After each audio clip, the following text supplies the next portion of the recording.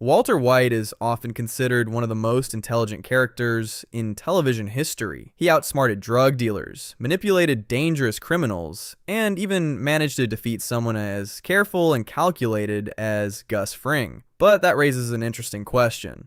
What would happen if Walter White had to face other brilliant minds in television?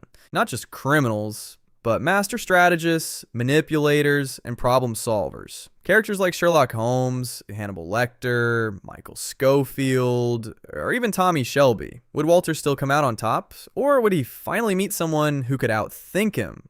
In this video, we're going to explore what might happen if Walter White came face to face with some of the smartest characters in television. Let's start with someone who might be one of the most difficult opponents Walter White could ever face. Sherlock Holmes. Sherlock isn't a criminal mastermind, and he doesn't build empires like Walter does. But what makes him dangerous is something much simpler. Observation. In the BBC series, Sherlock can walk into a room, study someone for a few seconds, and start piecing together details most people would never notice. Habits, patterns, connections, things that reveal the truth, hiding behind the surface. And that creates a serious problem for Walter, because Walter's greatest weapon was always secrecy. For most of Breaking Bad, people underestimated him. They saw a struggling chemistry teacher, not the man behind one of the most successful meth operations in the Southwest. Sherlock, however, doesn't rely on appearances. He studies patterns, inconsistencies, and small details that others ignore. If Sherlock ever started investigating the Heisenberg operation, it probably wouldn't take him long to realize something about Walter White doesn't quite add up. But figuring Walter out is only part of the battle, because Walter's real strength isn't just intelligence. It's how quickly he adapts once he realizes he's in danger. And if Walter understood that someone like Sherlock was getting closer to the truth, he wouldn't just sit back and wait to be exposed. At that point, the situation would stop being an investigation. It would become a survival game. Sherlock might be the better detective, but Walter White has proven more than once that when he feels cornered, he becomes far more dangerous than anyone expects. Now, let's look at a very different kind of opponent, Hannibal Lecter. Unlike Sherlock Holmes, Hannibal isn't trying to solve crimes. He's something far more unsettling. Someone who studies people. Hannibal has an incredible understanding of human psychology. In the series, he doesn't just manipulate strangers. He manipulates investigators, colleagues, even people who suspect him. He plays long games, slowly pushing people in the direction he wants, while making them believe the decisions were their own. And someone like Walter White would immediately catch Hannibal's interest. Walter is intelligent, proud, and deeply driven by his ego. Exactly the kind of personality Hannibal enjoys analyzing. At first, Hannibal might not confront Walter directly. Instead, he would observe him, study him, try to understand what truly motivates him. But Walter is not easy to control. Unlike many of Hannibal's victims, Walter is constantly calculating his surroundings. He's suspicious, cautious, and very quick to react when he senses danger. And more importantly, Walter has something Hannibal rarely faces: a willingness to escalate. If Walter believes someone was manipulating him or threatening his operation, he wouldn't treat it like a psychological game. He would treat it like a problem that needs to be removed. So while Hannibal might enjoy trying to dissect Walter's mind, this could quickly become dangerous for both of them, because Walter isn't just another mind to analyze. He's someone who has already proven that when pushed too far, he's capable of doing almost anything to survive. Next up is someone whose intelligence works in a very different way. Michael Scofield. Unlike Walter, Michael isn't driven by ego or ambition. His intelligence is almost entirely focused on one thing: planning. In Prison Break, Michael doesn't rely on improvisation. He studies every detail, every possible outcome, and builds plans so complex that they can take months or even years to execute. Entire prison escapes were designed inside his head before they ever happened. And that kind of preparation could make him extremely dangerous for someone like Walter White. Walter is brilliant, but his greatest victories often come from adaptation. When things go wrong, Walter finds a way to turn the situation around. Michael works differently. He tries to make sure things never go wrong in the first place. If these two were in direct opposition, Michael would probably try to understand Walter long before making his move. He would study his patterns, predict his reactions, and build a strategy around them. But Walter has something that could make Michael's plans difficult to control: unpredictability. Walter rarely follows a predictable path when he feels threatened. He improvises, escalates, and sometimes makes decisions that no careful planner would expect. That kind of chaos can be a nightmare for someone who depends on precise strategies.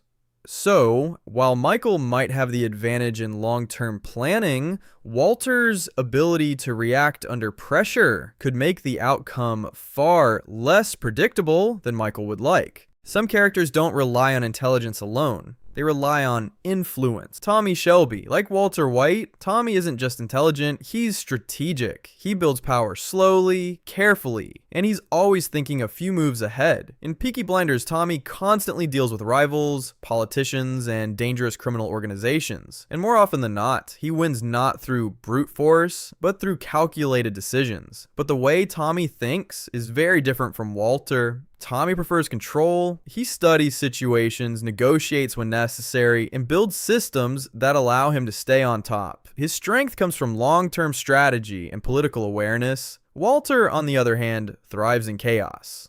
Some of Walter's most successful moves happen when things are already falling apart. When the situation becomes desperate, Walter tends to get more creative and sometimes far more ruthless. If these two were competing in the same world, Tommy would probably try to outmaneuver Walter through alliances, influence, and careful planning. But Walter has a habit of breaking the rules of the game entirely. And that's something even a strategist like Tommy might struggle with. Because Walter doesn't just try to win the game, sometimes he changes the rules altogether. Some criminals build empires, others hunt in the shadows. Dexter Morgan. On the surface, Dexter is quiet, polite, and almost invisible. A forensic analyst who works with the police, studying blood patterns and crime scenes. But behind that calm exterior is someone who has spent years committing the perfect crime. Dexter's intelligence isn't about building empires or manipulating large systems.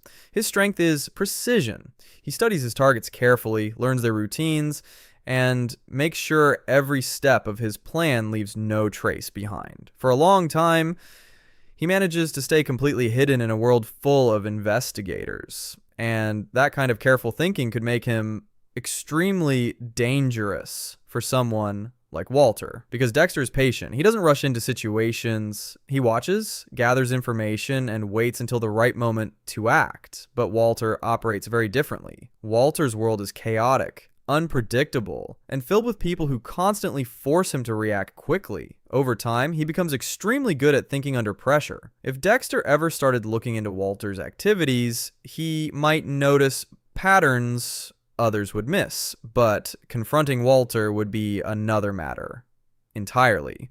Because Walter doesn't behave like a typical criminal. And once he realizes someone might be investigating him, Walter has shown again and again that he's willing to go much further than most people would expect. Now let's talk about someone who might approach intelligence in the exact opposite way Walter White does. The Professor. If Walter is someone who survives through improvisation, the Professor survives through preparation. Before the heist in Money Heist even begins, the Professor has already thought through hundreds of possible scenarios. Police responses, unexpected mistakes, even the psychological reactions of his own team. Everything is part of the plan.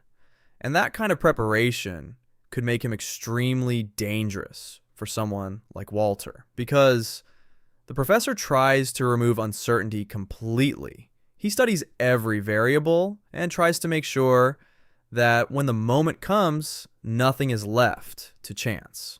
Walter, however, doesn't build perfect plans. In fact, many of Walter's biggest moves happen when his plans have already collapsed. When things fall apart, Walter becomes more creative, more aggressive, and sometimes far more dangerous than anyone expects. And that creates an interesting contrast between these two minds. The Professor tries to control every possibility before the game even starts.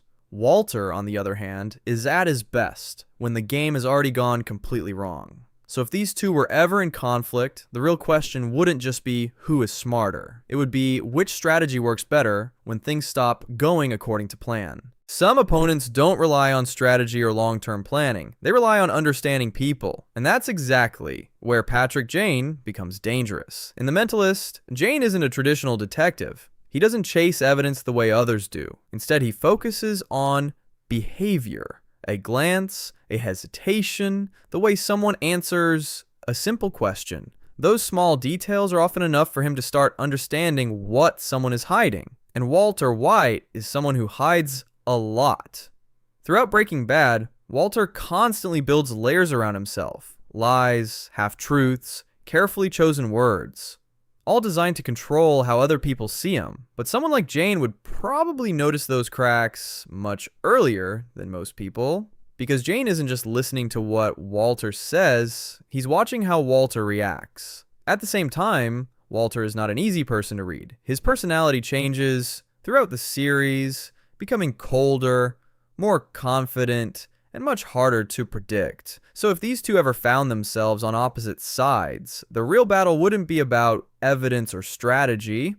It would be about who understands the other person first. And in a confrontation like that, even a small psychological mistake could change everything. But not every brilliant mind in television comes from the world of crime. Some come from science, and few characters embody that better than Dr. Gregory House. House approaches every situation like a puzzle. In House MD, he constantly deals with medical cases that confuse entire teams of specialists, symptoms that don't make sense, diagnoses that seem impossible, and somehow he finds the answer. What makes House different is the way he thinks. He questions everything. If the obvious explanation doesn't fit, he assumes something else is being missed. That mindset could actually make him surprisingly effective at noticing someone like Walter White, because Walter's biggest advantage for a long time was perception. People saw a struggling chemistry teacher, a quiet, frustrated man dealing with cancer, but House has never trusted first impressions. He's used to looking at a situation and asking a very simple question. What if everyone else is wrong? And if someone like House started looking closely at Walter's story, the inconsistencies might start to appear. At the same time, House isn't interested in power, crime, or control. He's interested in solving the puzzle. Which means if Walter White ever became that puzzle, House might keep digging long after everyone else stopped asking questions. And that's where things become interesting for someone like Walter White. Because Walter also sees the world through science. Chemistry allowed him to solve problems in ways other criminals never could. But unlike House, Walter doesn't stop at solving the puzzle. He uses the solution to gain power. So if someone like House ever started questioning Walter's story, he might eventually uncover the truth, but what he chooses to do with that truth would be a completely different question. Some opponents don't need to investigate Walter White or figure him out. They already know exactly who he is. Saul Goodman spent more time around Walter than almost anyone else. He saw how Walter operated, how he manipulated people, and how quickly things could spiral out of control once Walter decided to take charge. But Saul's intelligence works very differently. Saul isn't a scientist, a detective, or a strategist in the traditional sense. His strength is survival. He knows how to talk his way out of impossible situations. He finds loopholes, bends the rules, and somehow manages to stay alive in a world full of people much more dangerous than himself. That's exactly how he survives in the world of Breaking Bad.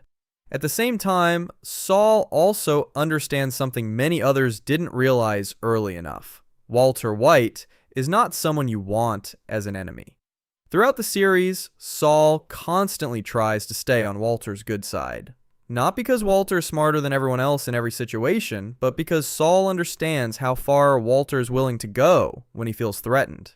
So if these two were ever truly working against each other, Saul's biggest advantage would be his awareness. He knows exactly what Walter is capable of, but Walter also knows Saul. And that means Saul's usual tricks might not be enough to stay ahead for very long. If there's one character in the Breaking Bad universe who thrives in chaos, it's Lalo Salamanca. While most people rely on careful planning or long-term strategy, Lalo moves differently. He adapts quickly, reads situations almost instantly, and rarely seems surprised by what's happening around him. That's what makes him so dangerous. Throughout Better Call Saul, Lalo constantly stays one step ahead of people who underestimate him. He notices details others ignore, connects clues quickly, and reacts before anyone expects it. In many ways, that's very different from how Walter White operates. Walter prefers preparation. He builds plans, calculates risks, and uses his knowledge of chemistry and strategy to control situations.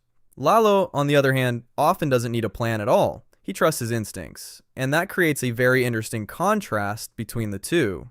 If these two were ever forced into direct conflict, Walter would probably try to outthink Lalo from a distance, building traps, controlling the environment, and using his intelligence to limit Lalo's options. But Lalo is the kind of opponent who doesn't always follow the expected path. He pushes forward, tests people, and forces situations to escalate quickly, which means a confrontation between these two wouldn't be a slow strategic game. It would be a fast, unpredictable clash between someone who calculates everything and someone who's extremely comfortable thinking on the spot.